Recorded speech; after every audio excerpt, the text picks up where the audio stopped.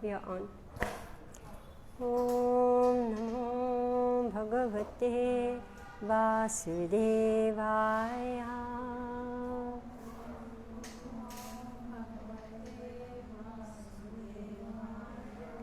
Om Namo Bhagavate Vasudevaya.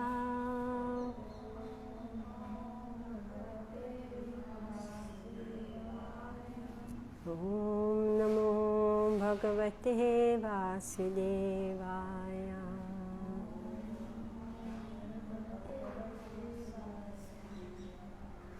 Narayanam namaskritya naram chaiva narottamam devim saraswatim vyasam tato jayam mudire nashtaprayeshu abhadreshu nityam bhagavata sevaya bhagavati uttama shloke bhaktir bhavati naishtiki. Om Ajnanatimiraandhasya Jnananjana Shalakaya Chakshurunmilitam Yena Tasmai Shri Guruve Namaha.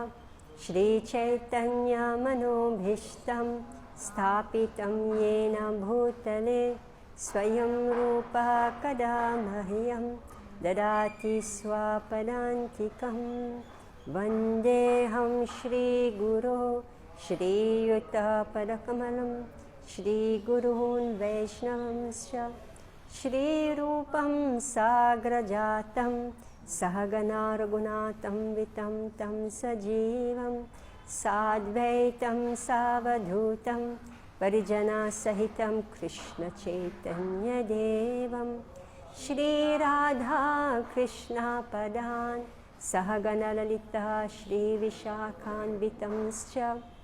He Krishna Karuna Sindhu Dina Bandhu Jagatpate Gopesha Gopika Kanta Radha Kanta Namastite Tapta Kanchana Gaurangi Radhe Vrindavaneshwari Vrishabhanu Sute Devi Pranamami Hari Priye Vanchakalpa Tarubhyascha Kripa Sindhubhya Evacha Patitanam Pavanebhyo Vaishnavebhyo Namo Namaha.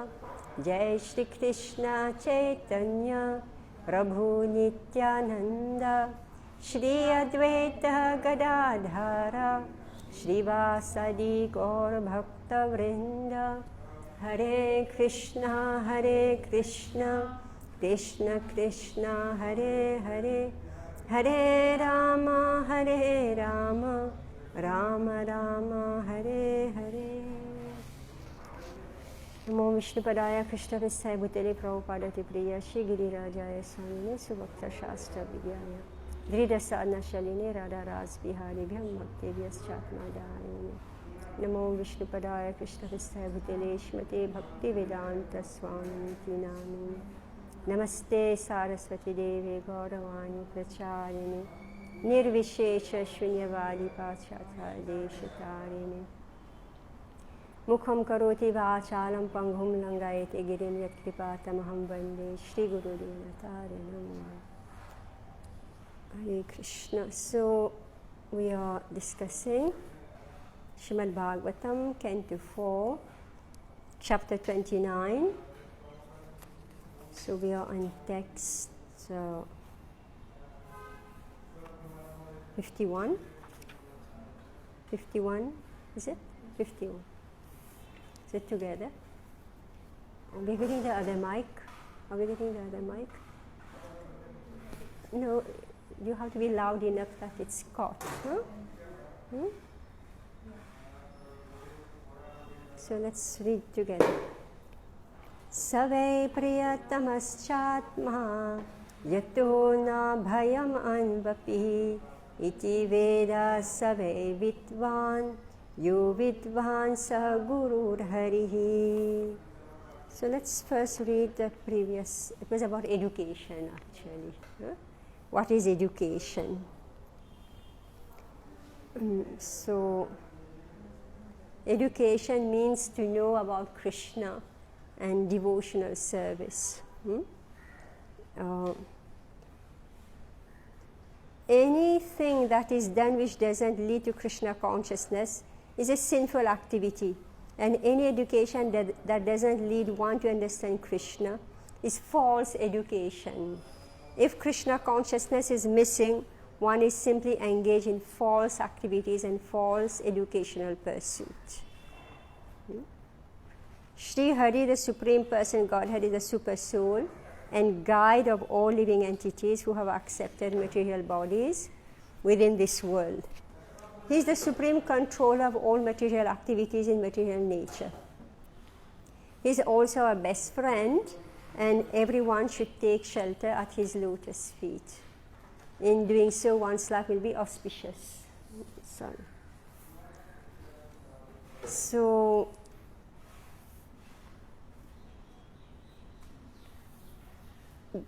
there is a series of quotation here about how Krishna is revealing the truth to us, and that's the education. So why do we go to school? To become worshippers of Krishna. All right, if we go to school and we neglect Krishna, then we are uneducated. We are uncultured and uneducated. Oh God.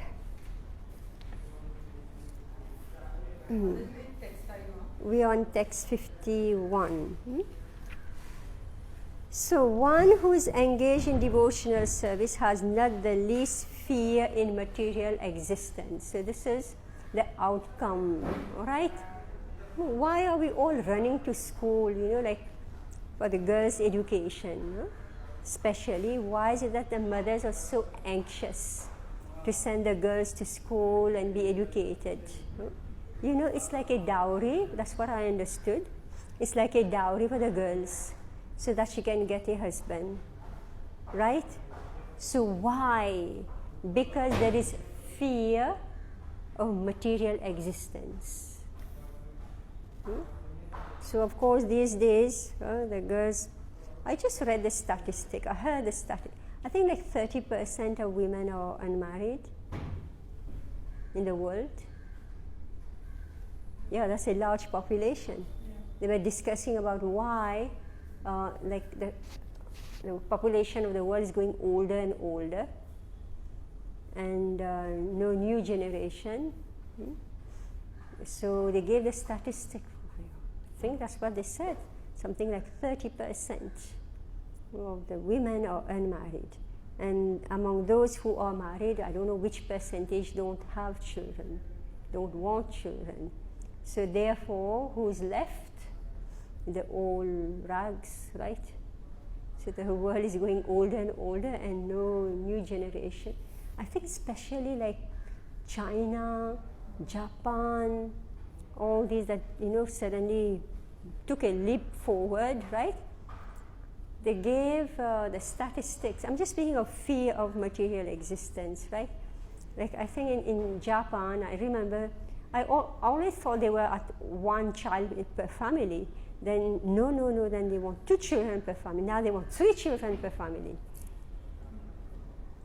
You know how they are like, they don't follow the proper system, so they do something, then they undo it, and then they create a big mess. We read that earlier. So, one who's engaged in devotional service has not the least fear in material existence. This is because the Supreme Person Godhead is the super soul and friend of everyone. One who knows the secret is actually educated. So if we do not know the secret, we are uneducated. All right? And just like Bani, right? Bani, she just told me she completed her exam. All right? So we got educated what for? Right? What did we learn? We spent so many years and money, of course, right? Time, your intelligence. Yeah, all these, right? And what for? because we are fearful of material existence. But here Narad Muni is saying that no, Krishna is the super soul in front of everyone. One who knows this secret is actually educated, and one who thus educated can become the spiritual master of the world. One is he bringing?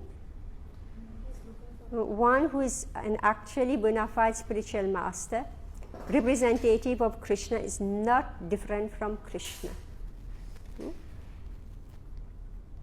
So this is the famous, anyway, just read it, shout, because I can't read throughout. Read. Shri Vishwanath Chakravarti Thakur says, Sakshat Dharipena Samashastre Ukta Katha Bhave Deva Sadhi. The spiritual master is described in every scripture as a representative of Supreme Personality of Godhead. The spiritual master is accepted as identical with the Supreme Personality of Godhead because he is the most confidential servant of the Lord. Kintu Prabhoya Yaeva Tasya. The purport is that both the super soul and the individual soul are very dear to everyone. Everyone loves himself, and when he becomes more advanced, he loves the super soul also. A person who is self-realized does not recommend the worship of anyone but the super soul. He knows that to worship the Supreme Personality of Godhead is easier than to worship various demigods under the influence of lust and the desire for material enjoyment. The devotees therefore always engage in the loving devotion service of the Lord. Such a person is true Guru. In Padma Puran it is said, Satkarma Nipuna Vipro Mantra Tantra Visharada Vaishnava Guru Nashya Vaishnava Swa Vachodhana. Even if a Brahmana is very learned in Vedic scriptures and knows the 6 occupational duties of Brahmana, he cannot become a Guru or spiritual master unless he is a devotee of the Supreme Personality of Godhead. However, if one is born in a family of dog and goat, but is a pure devotee of the Lord, he can become a spiritual master. The conclusion is that one cannot become a spiritual master unless he is pure devotee of the Lord. One who is a spiritual master in accordance with the above description of devotional service is to be understood as the Supreme Personality of Godhead, personally present. According to the words mentioned here, Guru Hari, consulting a bona fide spiritual master means consulting the Supreme Personality of Godhead personally. One should therefore take shelter of such a bona fide spiritual master. Success in life means accepting a spiritual master who knows Krishna as the only supreme beloved personality. One should worship such a confidential devotee of the Lord. So much trying to persuade us, to worship Krishna, right? Purport after purport. Narad Muni is really, doing his best here, right? So he's saying, what is education? Basically, he's telling the king, you're uneducated, right? And what is your avidya? What is your lack of education? Your whole life is only spent in ritualistic ceremonies, killing animals, right? What for? Sense enjoyment, right? You're worshipping devas just for sense enjoyment. So further, 1 minute, let me just check. 49 said, my dear king, the entire world is covered with the sharp points of kusha grass. And on the strength of this, you have become proud because you have killed various types of animals in sacrifices. Like people like to say, I'm very religious, right? They like to say, I'm very religious. Because of your foolishness, you do not know that devotional service is the only way one can please the Supreme Person of Godhead. You cannot understand this fact. Your only activities should be those that can please the Person of Godhead. Our education should be such that we can become elevated to Krishna consciousness. So meaning this fight for education is going on since time immemorial, right? In Kali Yuga, it's worse.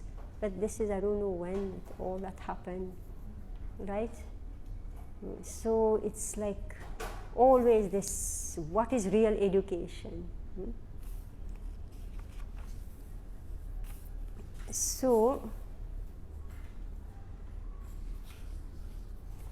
Sri Hari, the Supreme Personal Godhead, is the super soul and guide of all living entities who have accepted material bodies within this world. He is the supreme controller of all material activities in material nature. He is also our best friend, and everyone should take shelter at his lotus feet. In doing so, one's life will be auspicious. One who is engaged in devotional service has not the least fear in material existence. This is because the Supreme Personal Godhead is a super soul and friend of everyone. One who knows this secret is actually educated, and one thus educated can become the spiritual master of the world. One who is an actually bona fide spiritual master, representative of Krishna, is not different from Krishna. Yo vidvan sa gurur harihi.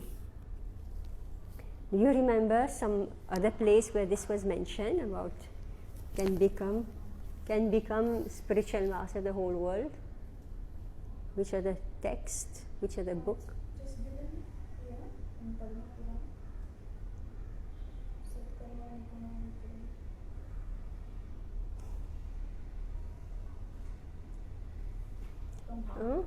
Vacho Vegam, Jiva Vegam, yes,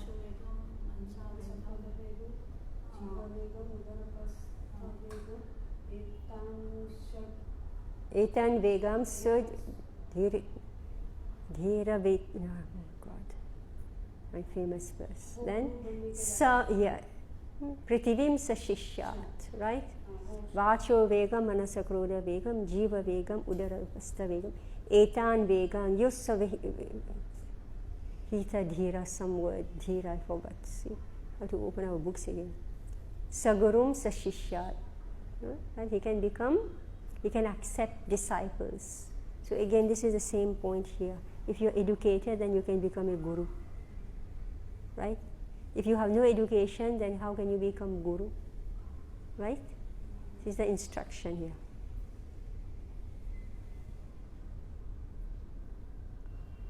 Narada uvacha prashna evam hi sanchindo bhavata purusha hirsabha atra me vadatu guhyam nishamaya shunishchitam.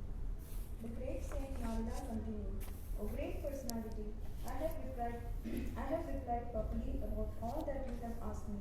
Now hear another narration that is accepted by saintly persons and is very confidential.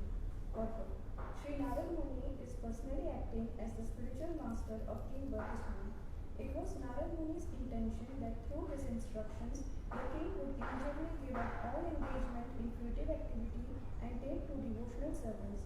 However, although the king understood everything, he was still not prepared to give up his engagements.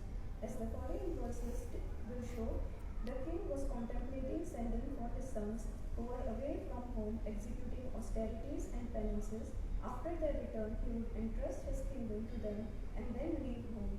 This is the position of most people. They accept a bona fide spiritual master and listen to him, but when the spiritual master indicates that they should leave home and fully engage in devotional service, they hesitate.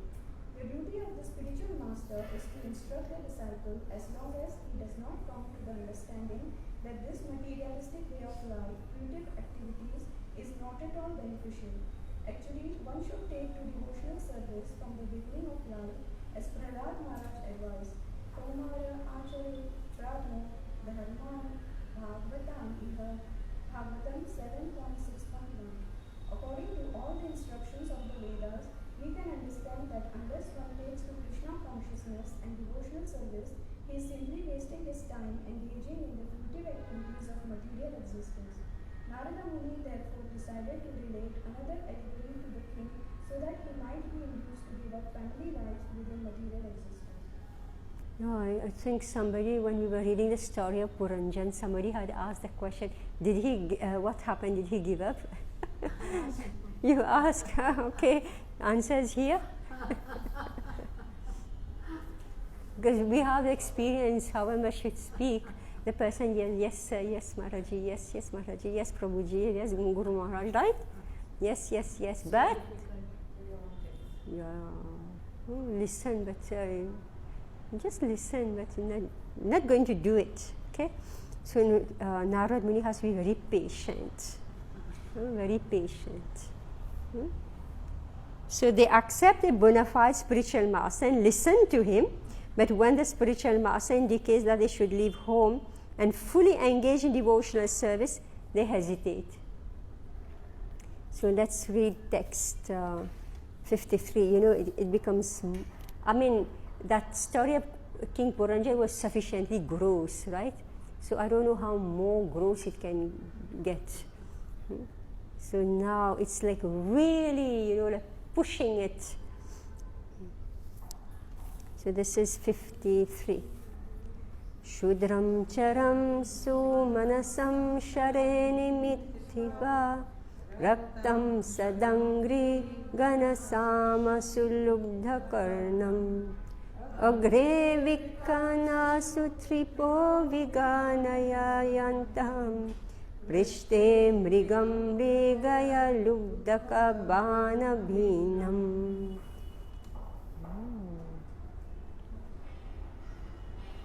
Translation. My dear king, please search out the deer who is engaged in eating grass in a very nice flower garden along with his wife. That deer is very much attached to his business and is enjoying the sweet singing of the bumblebees in his garden. Just try to understand his position. He is unaware that before him is a tiger, which is accustomed to living at the cost of another's flesh. Behind the deer is a hunter who is threatening to pierce him with sharp arrows. Thus, the deer's death is imminent. Perfect. Here is an allegory in which the king is advised to find a deer that is always in a dangerous position. Although threatened from all sides, the deer simply eats grass in a nice flower garden, unaware of the danger all around him. All living entities, especially human beings, think themselves very happy in his midst of families, as if living in a flower garden and hearing the sweet humming of bumblebees. Everyone is centered around his wife, who is the beauty of family life. The bumblebees humming may be compared to the talk of children. The human being, just like the deer, enjoys his family without knowing that before him is the factor of time, which is represented by the deer. By the tiger. By the tiger. The fruitive activities of a living entity simply create another dangerous position and oblige him to accept different types of bodies. From a deer to run after a mirage of water in the desert is not unusual. The deer is also very fond of sex.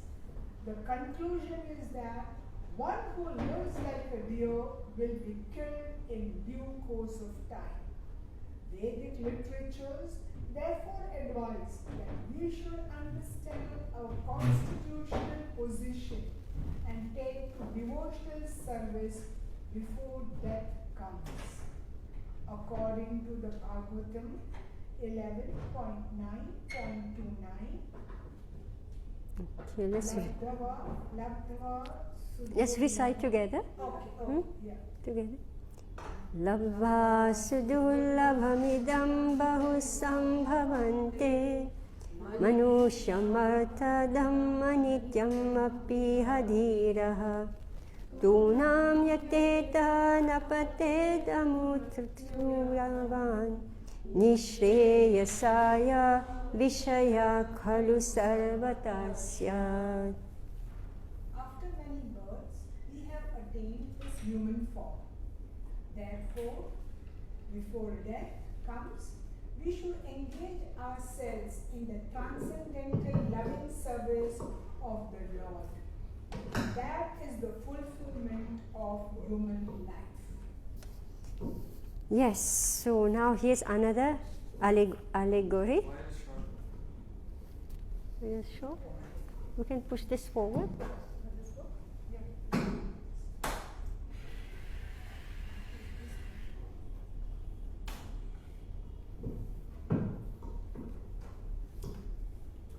You can come closer or what? Yeah, so this another story now, another story, another allegory. So this is the story of a deer.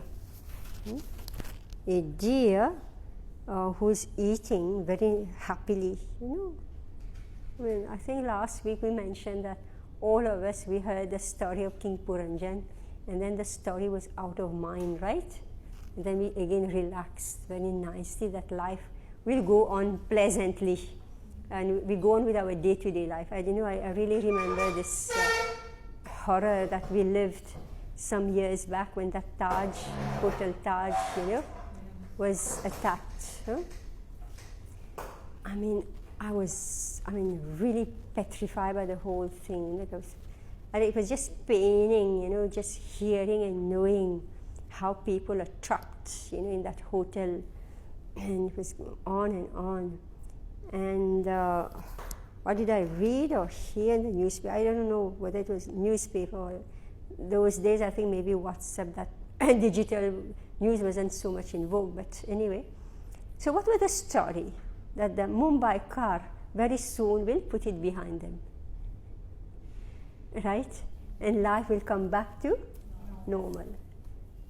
So that's what we do, right? So something happens, we put it out. So this is what we're talking about.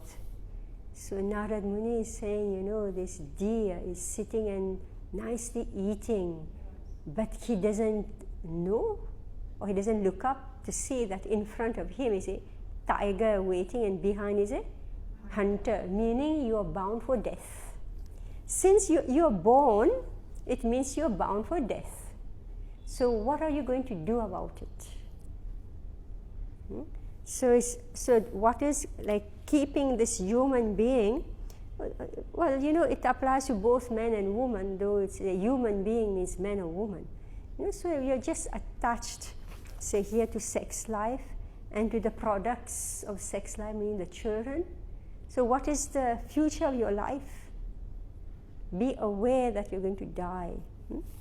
So this is text 54. My God, now how do I read this one? I did read it when I was...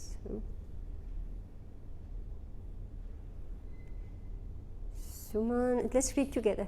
Sumana sama dharmanam srinam sharanam ashram pushpamadho gandhavat kshudratamam kamya karma vipakajam kama sukhalvam jayopasthyadi vichinvantam mituni bhuyatat abhiniveshita manasam sadangri ganasama gitavat ati manohara vanitadi janalapeshvatitaram ati pralobhita karna agre vikrayuthavat atmana ayurharato horatram tan kalalava vileshishan avikanaya griheshu viharantam prishtata eva paroksham anupravritto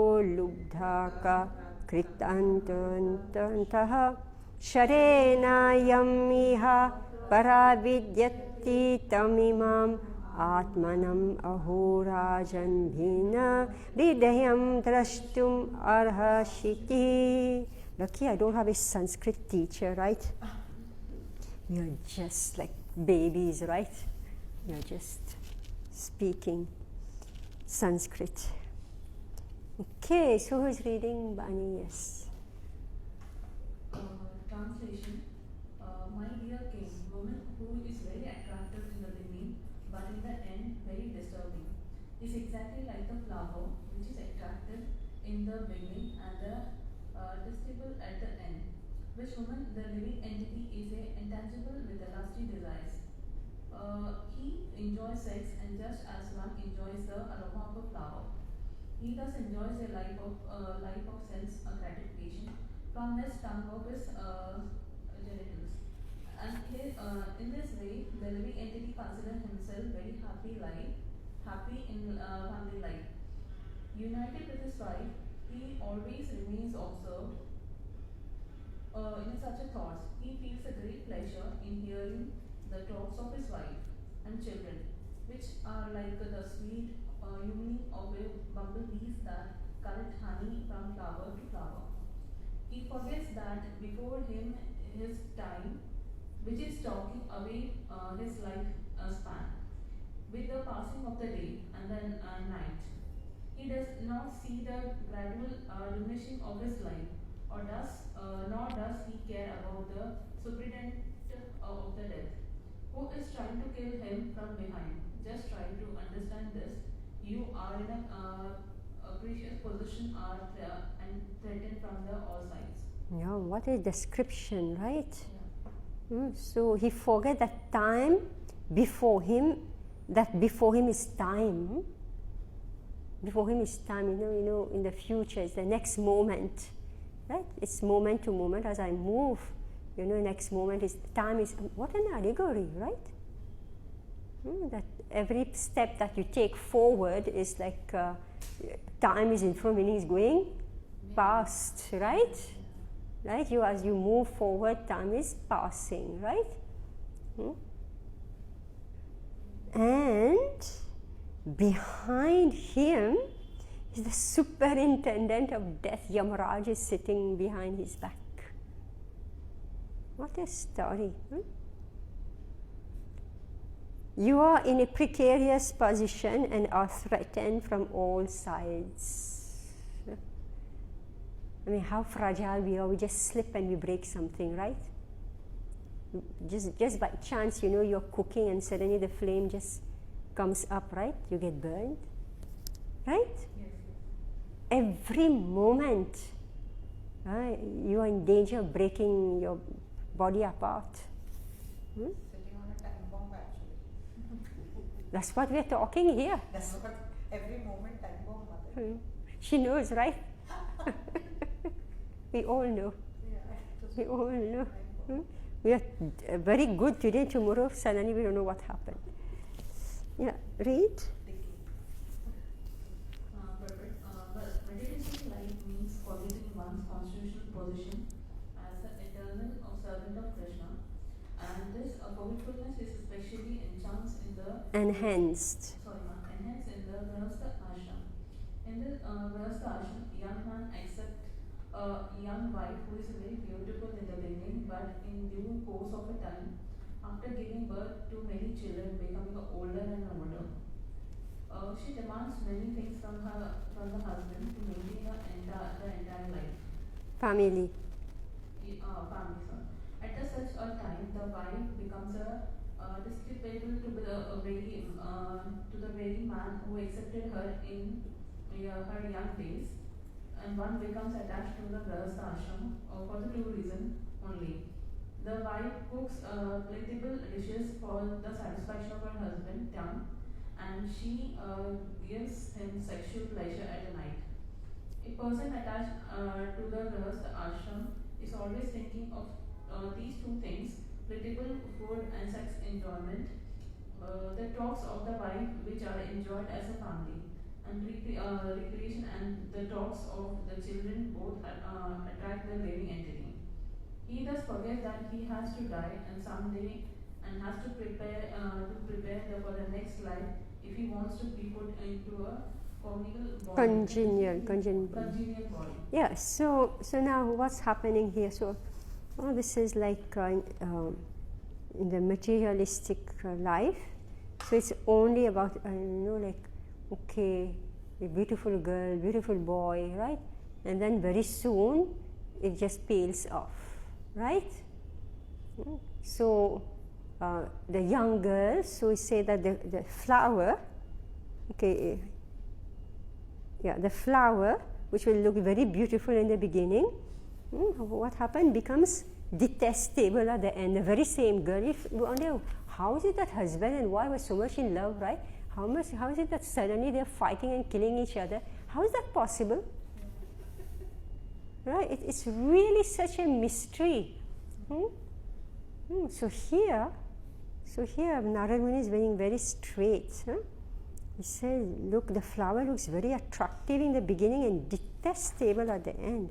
What are the words for that? Anyway, so much Sanskrit here. We really did a masterpiece reading that.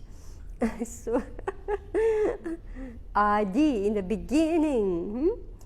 Actually, in Bhagavad Gita also, what mode of passion? Happiness in mode of passion is nectar in the beginning and poison in the end, right? So this is what we have here. So like the man, he's thinking he has the wife, and what will the wife do? He'll just cook for him, right? All types of dishes and provide him sense enjoyment. That's the business of the woman.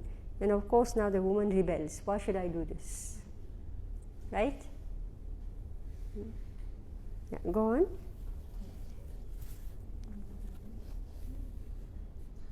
The deer in the flower garden is an allegory used by the great sage of Narad to point out the king that the king himself is similarly entrapped by such surroundings.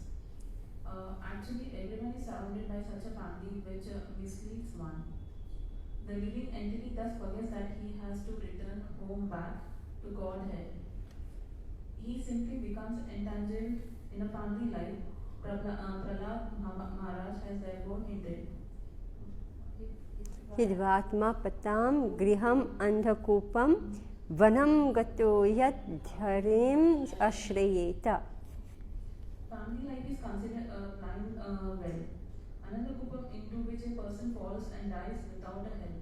Prahlad Maharaj recommends that while one's senses are there and one is strong enough, he should abandon the Grihastha ashram and take a shelter of the lotus feet of the Lord. Going to forest of Vrindavan, according to the Vedic civilization, one has to give up the family life at a certain age, the age of 50, and take up the Vanapastra ashram, and eventually remain alone as a sannyasi. That is the prescribed method of Vedic civilization, known as the Varnashrama ashram dharma. When one takes a sannyas after enjoying the family life, he pleases the Supreme Lord Vishnu. One has to understand one position in a family or worldly life, that is called interlinkings.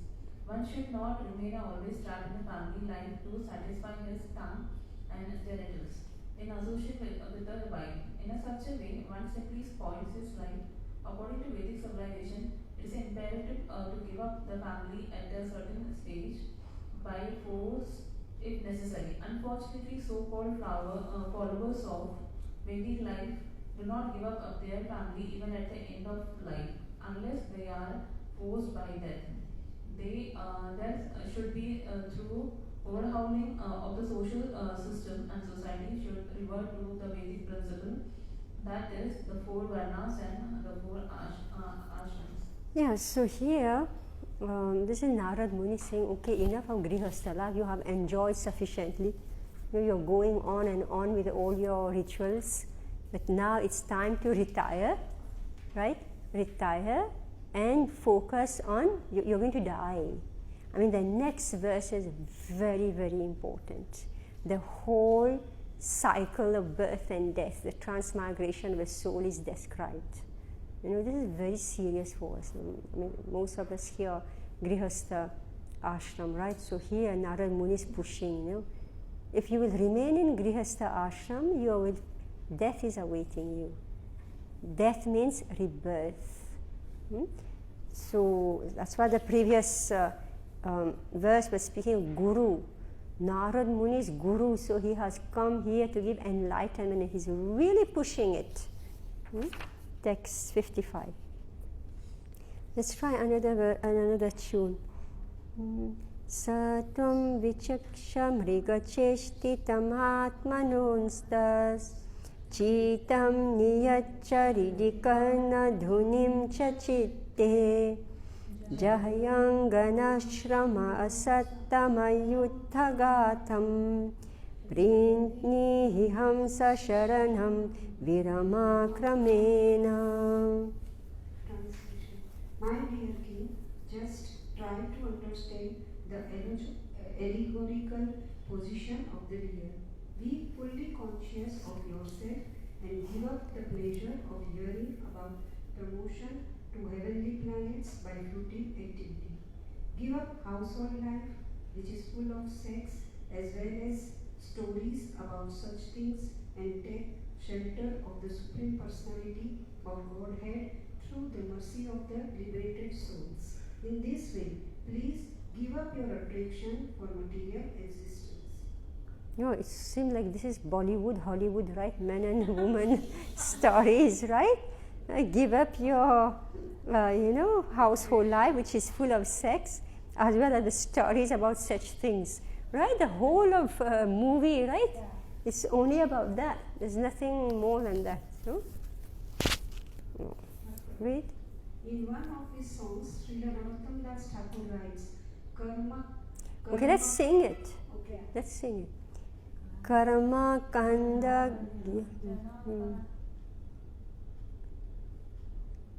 Karma kanda jnana kanda kevala vishera bhanda amrita baliyaye bakhaya nana yoni sada phire kadariya bhakshana kare tara janma adha pateyaye. Fruitive activities and mental speculations are simply cups of poison. Whoever drinks of them, thinking them to be nectar, must struggle very hard, life after life, in different types of bodies. Such a person eats all kinds of nonsense and becomes condemned by his activities of so-called sense enjoyment. Okay, so karma kand and jnana kand are simply cups of poison. So, as soon as we take birth, immediately we start to struggle very hard, right? That's what we call life, struggling for existence. Yeah, go on.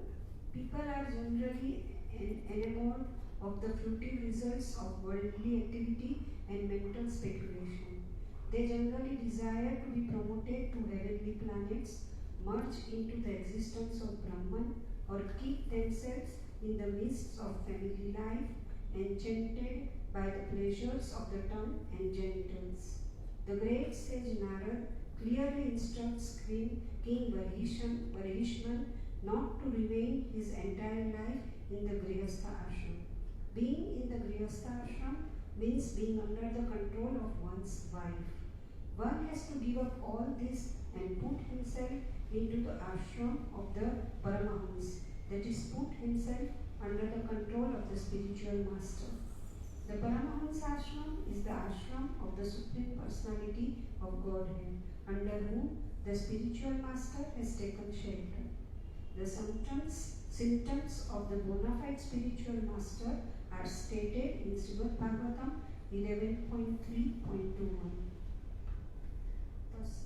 Tasmat Guru Prapadyate Jigyashu Shveya Uttamam Sabbe Pare Cha Nishnatam Nishnantam Brahmanye Upasamashrayam.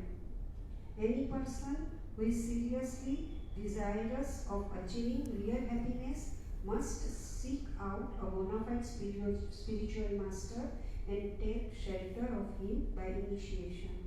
The qualification of a spiritual master is that he must have realized the conclusion of the scriptures by deliberation and arguments and thus be able to convince others of these conclusions. Such great personalities who have taken complete shelter of the Supreme Godhead, leaving aside all material considerations, are to be understood as bona fide spiritual masters. Okay, so now Narad Muni is plainly telling the king that you must give up Grihastha ashram, and what should you do?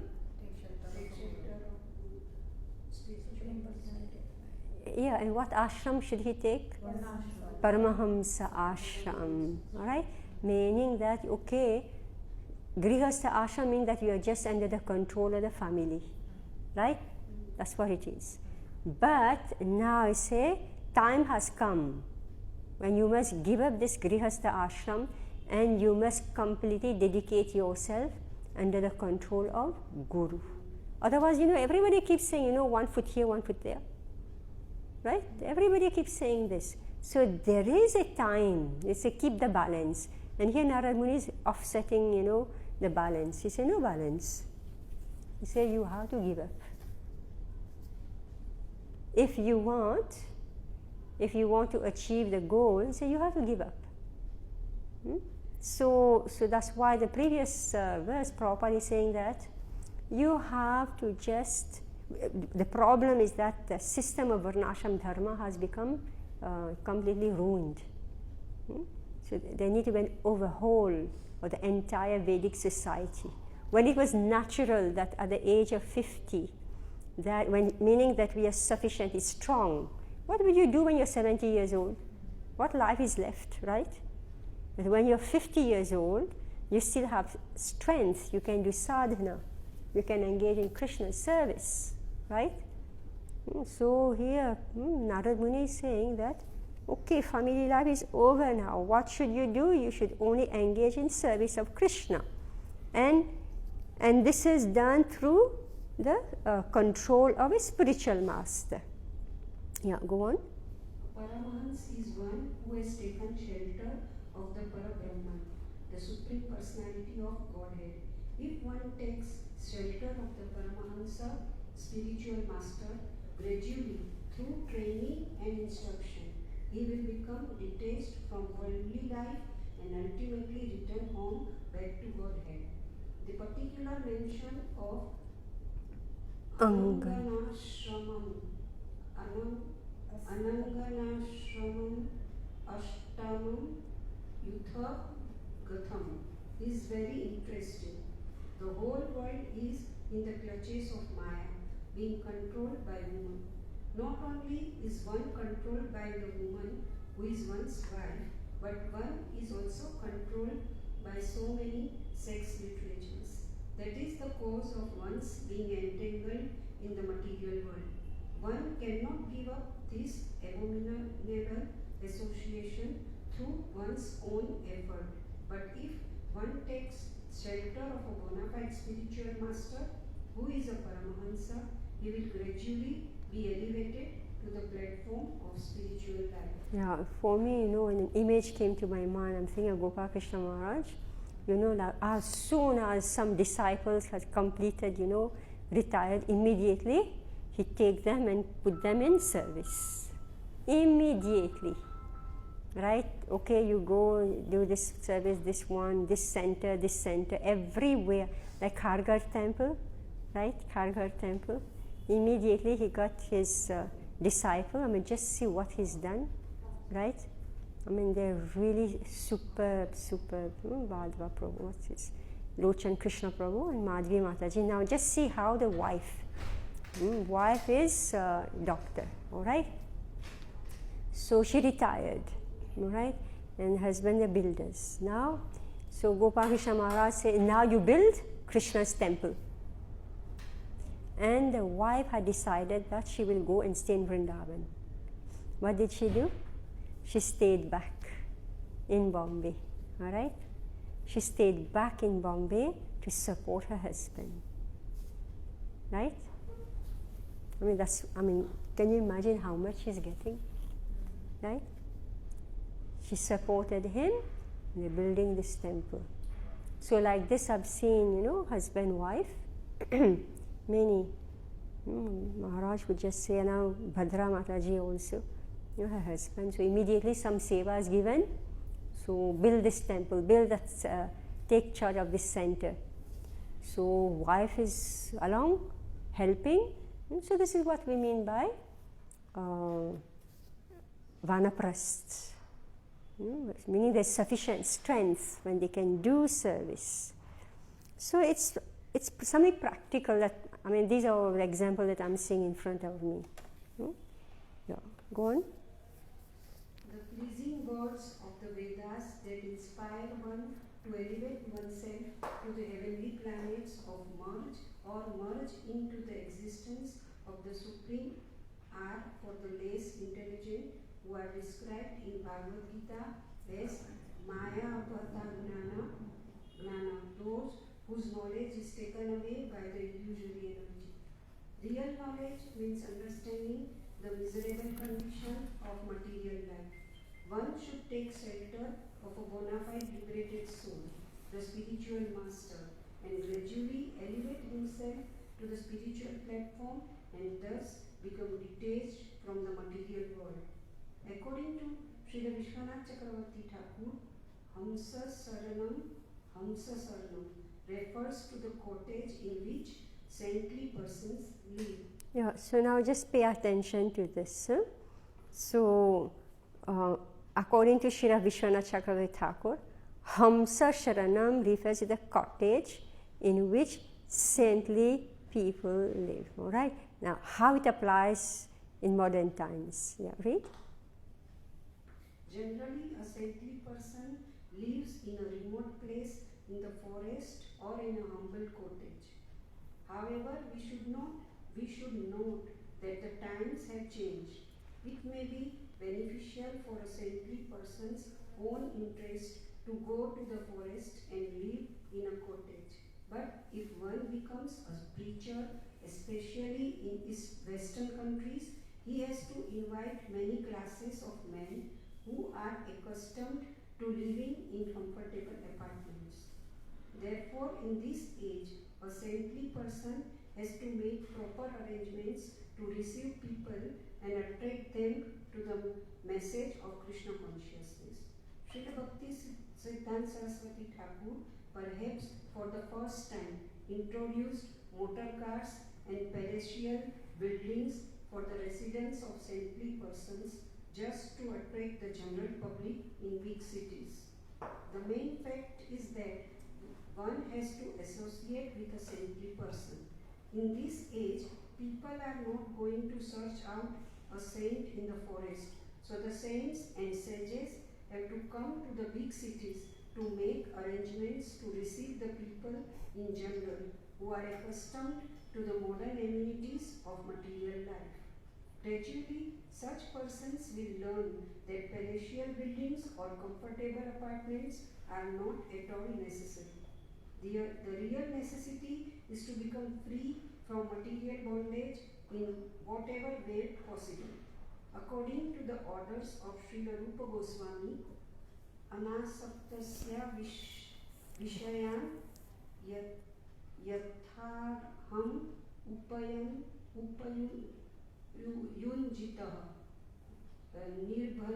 Nirbandha Krishna Sambandhe Yuktam Vairagyam Uchyate. When one is not attached to anything but at the same time accepts everything in relation to Krishna, one is rightly situated about possessiveness. Bhakti Rasamrita Sindhu 1.2.255. One should not be attached to material opulence, but material opulence may be accepted in the Krishna consciousness movement to facilitate the propagation of the movement. In other words, material opulence may be accepted as Yukta Vairagya, that is, for renunciation. Yes, so here Prabhupada is saying that who will go to the forest and look for the sadhu, right? You have to go and say, here I am, right? So Prabhupada building big temples everywhere.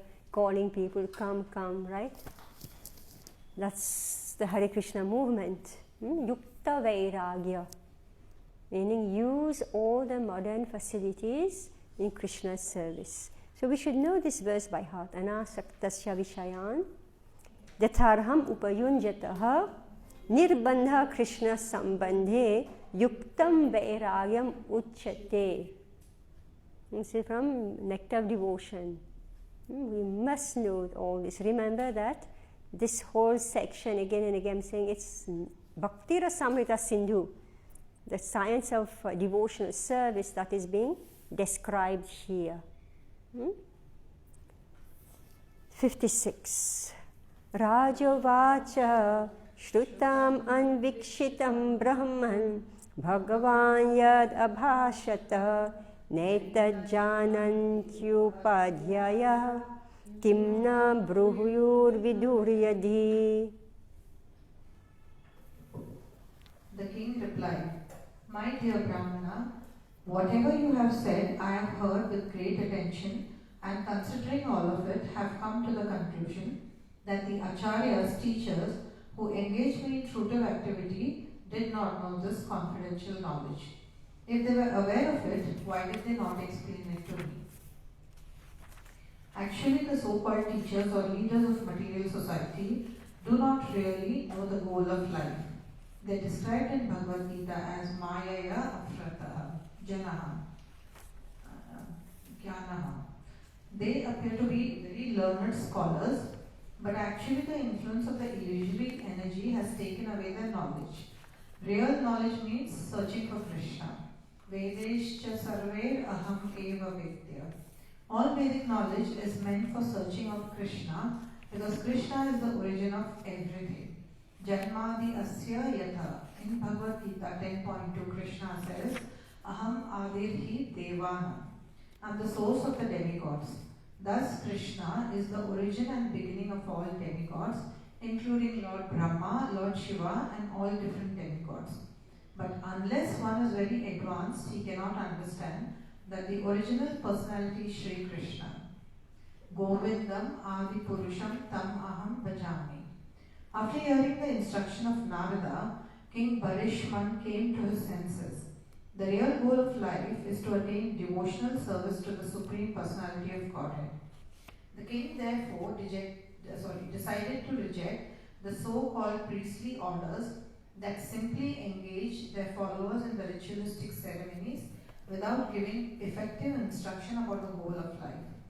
At the present moment, the churches, temples, mosques all over the world are not attracting people because foolish priests cannot elevate their followers to the platform of knowledge. Not being aware of the real goal of life, they simply keep their congregation in ignorance. Consequently, those who are well educated have become uninterested in the ritualistic ceremonies. At the same time, they are not benefited with real knowledge. This Krishna conscious movement is therefore very important for the enlightenment of all classes. Following the footsteps of Maharaj Bharishman, everyone should take advantage of this Krishna consciousness movement and abandon the stereotyped ritualistic ceremonies that go under the garb of so many religions. The Goswamis from the very beginning differed from the priestly class that was engaged in ritualistic ceremonies.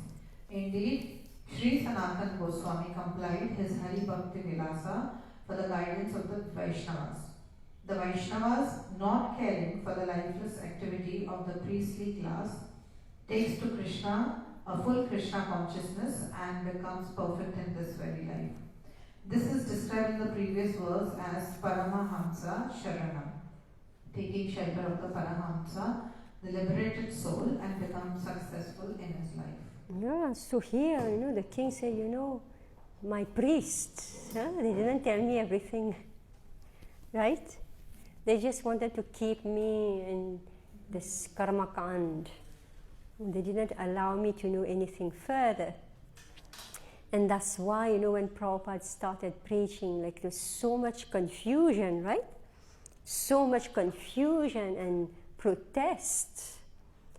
Because everybody's used only to karma kand, right? Who knows about Paramahamsa Sharanam. Right? You say mukti, mukti, loosely people say mukti, mukti. But people in India, they think mukti means freedom from my family burdens. Right? So many definitions of mukti. That I've got my sons, daughters married, I'm mukta. I heard that. Very few actually speak about liberation from the cycle of birth and death. What to speak of going back home, back to Godhead. We read earlier that the Jeev have left his own home and come in this material world. Back home, back to Godhead. So that's why Narad Muni is struggling so badly with this king. Right? That's been our own story. Trying to persuade us, give up demigod worship, give up this sense gratification, give up this. So finally, the king said, they didn't tell me. My dear Brahmana, whatever you have said, I have heard with great attention, and considering all of it, have come to the conclusion that the acharyas, the teachers, who engaged me in fruitive activity didn't know this confidential knowledge. If they were aware of it, why did they not explain it to me? Don't we say like this? We always say, why did they not tell us? I mean, this is so true. So here Prabhupada says, everyone, at the present moment, the churches, temples and mosques all over the world are not attracting people because foolish priests cannot elevate their followers to the platform of knowledge. So this is something that, in the Krishna consciousness movement, this is our mission, to elevate people from where you are to take to the next level. Now, of course, people come and then they fall and then again they come. The story of Puranjan, right? We already saw how he became Dikshit, right? And then he became agitated by sense gratification and he fall into it, right? He enjoyed completely, but then he took birth, right, as very Darbi, right? And because of this, his Sukriti and the mercy of the Supreme Lord, he came in touch with the Mahabhagavat. So somehow, so this is the path that once we have taken, we can never go back to zero. From the story of King Puranjan, whatever may happen in between, we can never go back to zero, somehow or other. So finally, the king is saying, they didn't tell me. What a great answer, they didn't tell me. So how am I supposed to know? They didn't tell me, right? And here, Narad Muni is spending so much time, I don't know how many chapters, how many words. Right? He didn't say. Perfect example in today's corporate life, Yeah, how one should be persuasive leader. Yeah, he didn't give up. Finally, he really gave him a nice, he said, you're foolish, right? Yeah. Finally, he just started insulting the king. He's not listening, right? Remember who else did this? Mahatma Vidur, right? Finally, he just went to Dhritarashtra because nobody could say that to him, right? Finally, he said, you're living like a dog in the house of Bhima and Yudhishthir, right? See, that's why he started calling him names. So you're not ashamed, you killed, you stole so many things, right? The kingdom, so many things, and then what are you doing? You're just living as a dog in the house. So terrible how we really, the conditioned soul is so attached to this material world, doesn't want to budge 1 inch. And we're going to read the next chapters how that soul is so fixed, doesn't want to move, And that's why, we take one body after the next, one body after the next. It goes on and on and on. Okay, so this is what I would say the Hindu life. Every Hindu knows this, right? But Prabhupada is making us become Krishna conscious. Okay, so any question, anything more? And this section will start.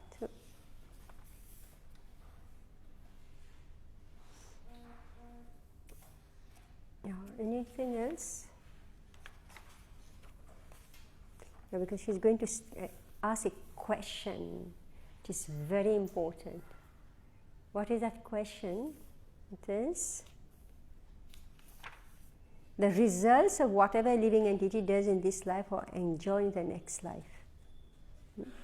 The expert knowers of the Vedic conclusions say that one enjoys or suffers the results of his past activities. But practically it is seen that the body that performed the work in the last birth is already lost. So how is it possible to enjoy or suffer the reaction of that work in a different body? So very scientifically the next section will explain the law of karma, from the previous birth to the present birth, the connection between the previous birth, meaning the previous body, previous gross body, and the present gross body, the connection between the two. Very, very scientifically, which we should learn as teachers, right, for ourselves and then to teach others. Mystery, the mystery of your birth. Oh God, the more you know, the more you become depressed, right?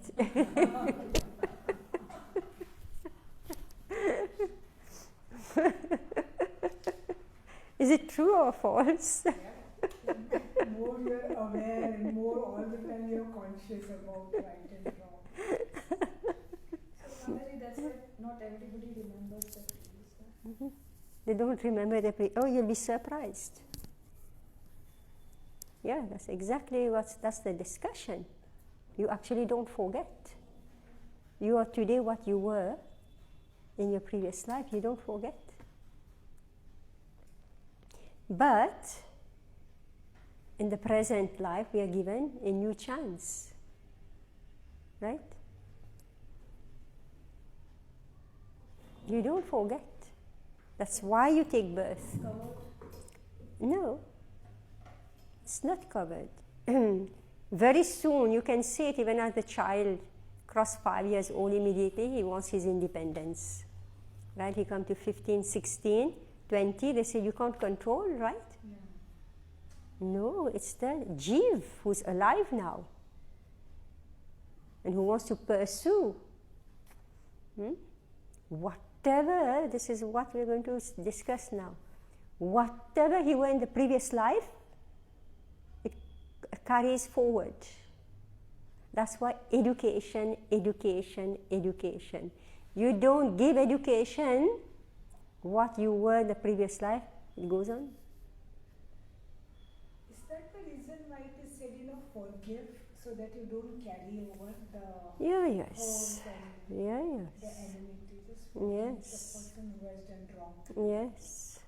Yeah, otherwise you come in next life, again you meet the same person. Yes.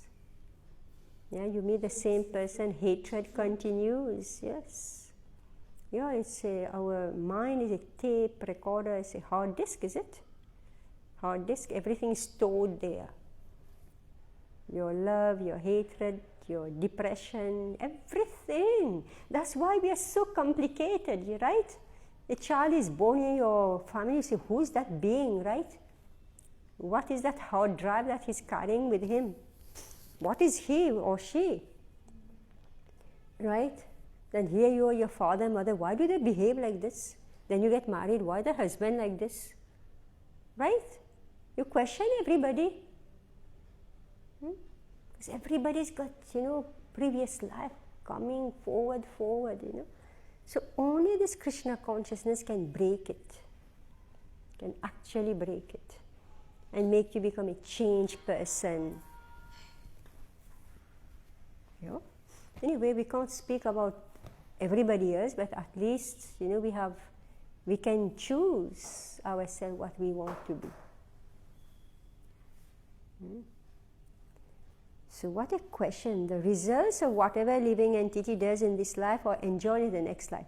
The expert knowers of the Vedic literatures, Veda Viddam Vadaha, say that one enjoys or suffers the results of his past activities. But practically it is seen that the body that performed the work in the last birth is already lost. He already died, It's a new body that is working.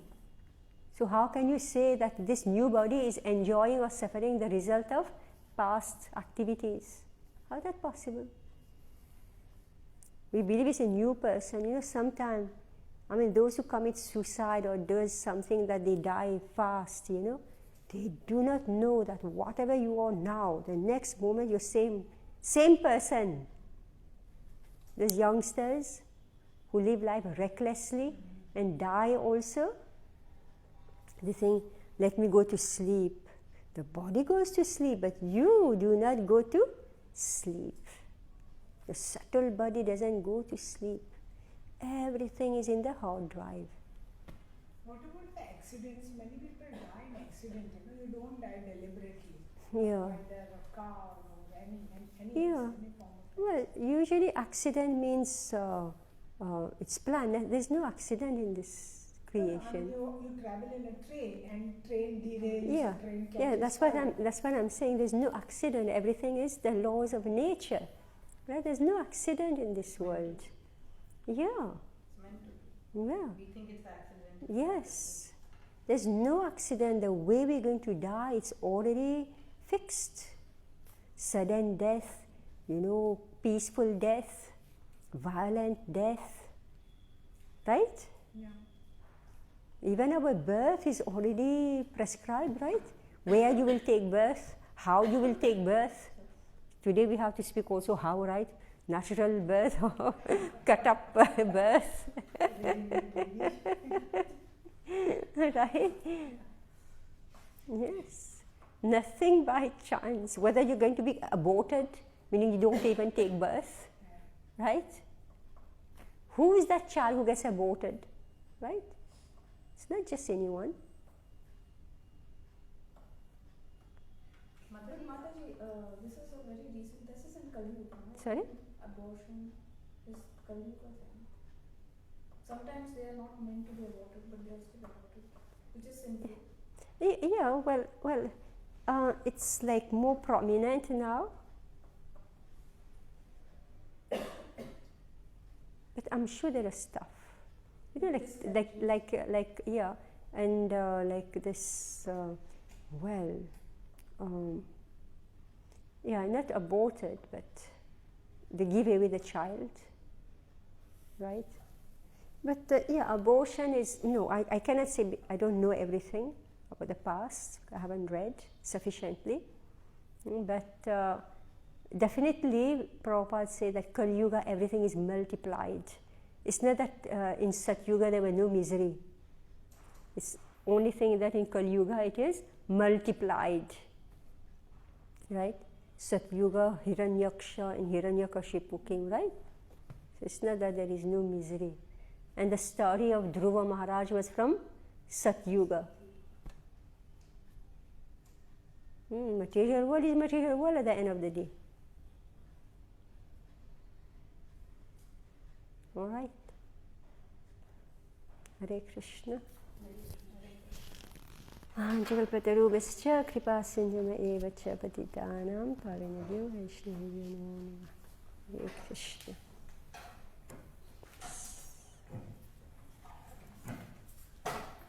Mataji, you have to charge for 8 hours. Sorry? 8 hours you Oh, have to okay. charge. All right.